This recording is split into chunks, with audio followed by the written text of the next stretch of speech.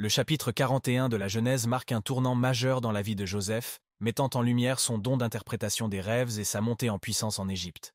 Les rêves du Pharaon.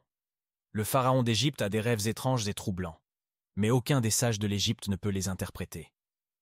Le souvenir du chef des échansons.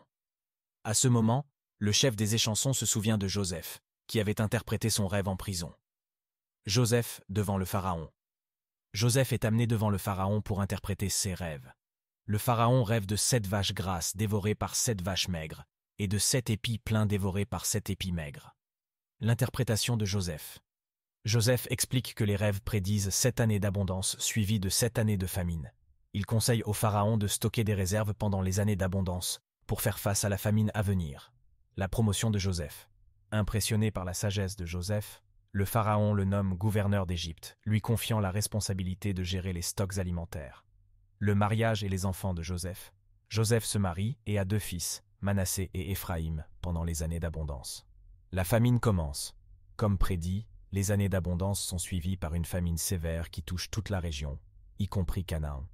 Le chapitre 41 de la Genèse présente Joseph comme un homme divinement choisi pour interpréter les rêves du Pharaon.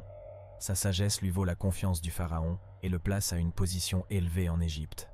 La famine qui commence à s'abattre dans la région marquera le début de la réconciliation entre Joseph et ses frères, ainsi que l'accomplissement des rêves prophétiques de Joseph.